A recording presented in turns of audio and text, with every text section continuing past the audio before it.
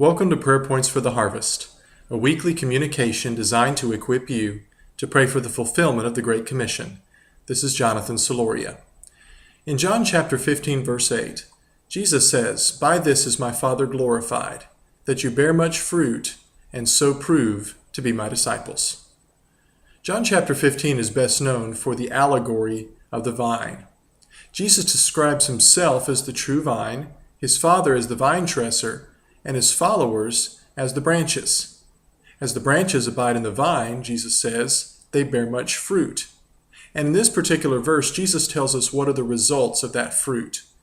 First of all, Jesus says that the Father is glorified.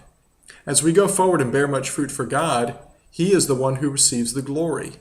And there's a reason for this. The fruit that Jesus here describes is not just the fruit of our own knowing. It's not just the fruit of our own doing. It is the natural result of us being in him. As we abide in him, we bear much fruit. We often think of fruit as something we accomplish for God. Rather, fruit is something God accomplishes through us. We think of fruit as something that we do for God and the things we do for God. But rather, the fruit is the things that God does through us and for us. It's God's strength in us.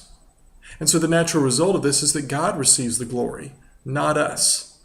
Our prayer should always be that the name of God is hallowed, that the kingdom of God comes, that the will of God is done.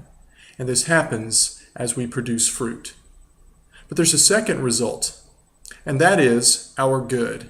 As we go and as we bear fruit, we prove to be his disciples. Now, Jesus does not say that we are approved as disciples, but that we prove ourselves to be his disciples. It's not through fruit bearing that we become followers of Christ, but followers of Christ will naturally bear fruit. This goes back to other things that Jesus has said about trees and vines and so forth. He talks about trees that are good produce good fruit, and trees that are bad produce bad fruit.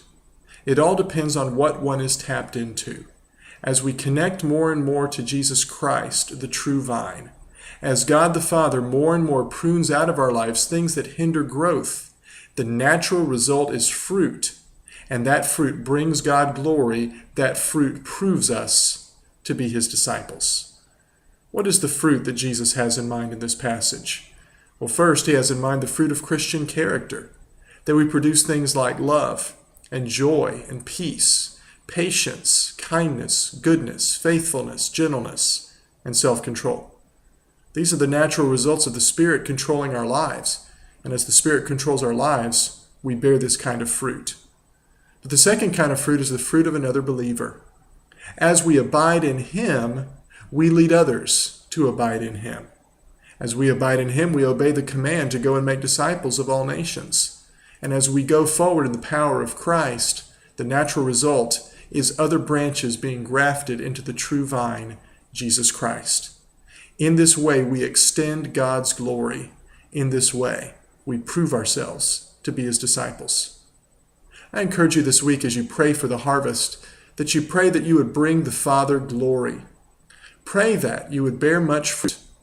Pray that the fruit of your life would prove your commitment to Jesus.